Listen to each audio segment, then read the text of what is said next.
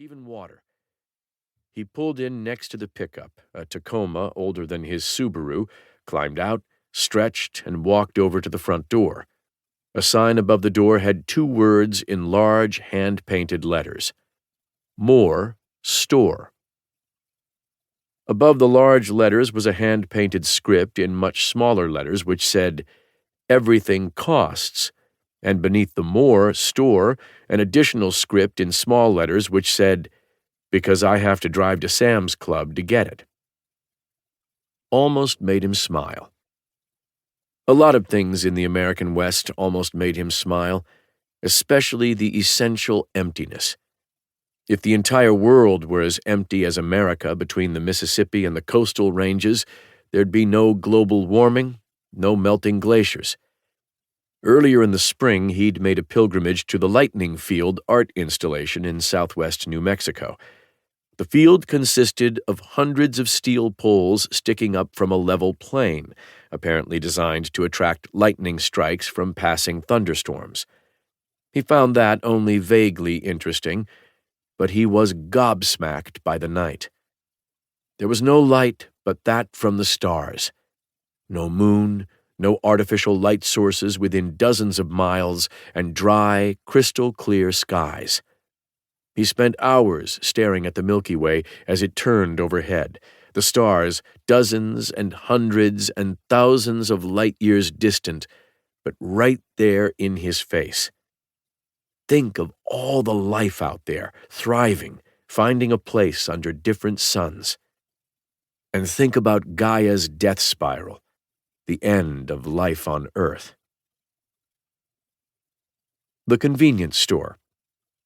As he stepped toward it, a bulky Hispanic man in a battered straw cowboy hat walked out, carrying an open bottle of Corona, nodded, and said, "Hey." And Scott said, "How are you?" The man slowed and smiled and said, "You English?" Scott, "Yes, I am." "Don't hear that accent around here much," the man said.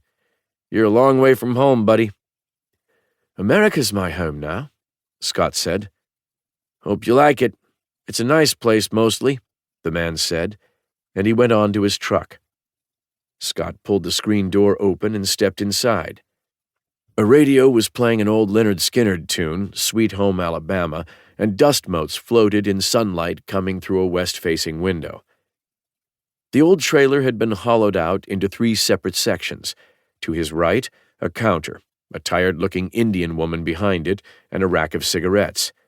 To his left, the main body of the store, perhaps 15 feet long, featuring racks of snack food, warm beer, and soft drinks. A formerly white, now yellowed refrigerator stood in one corner and had the words "Cold Drinks" written on the front with a Sharpie. Further back, a closed door had "Private, no restrooms" written on it. The place smelled of beef jerky, overripe bananas, and nicotine. The woman behind the counter took a cigarette from the corner of her mouth and asked, "How you doing?" "I'm doing well enough," Scott said, though he also might have chosen among a variety of approved Americanisms he'd picked up in the past year. Okay, or doing good, or just fine. But none of those were how he felt. He was doing well enough, but no better. "Would you have cold beer, or a soft drink?" "In the fridge," the woman said, poking her cigarette toward the refrigerator. As Scott walked back to it, she asked, "You English?" "Yes." He walked back, opened the refrigerator door, found a mixture of Miller Lite, Coke, Pepsi, Mountain Dew, Dr. Pepper, and a few tall bottles of Mexican Coke. As an Englishman, Scott thought Miller Lite tasted like beer that had been recycled through somebody's kidneys. He took a bottle of Mexican Coke for the sugar load, closed the refrigerator door, and returned to the counter. "What are you doing way the hell back here?" the woman asked around her cigarette. And, $4. "Driving around," Scott said. He pushed a $5 bill across the counter. "On vacation?" she asked. "I work down at Los Alamos," he said. One eyebrow went up, a physical ability which Scott recognized as a scientific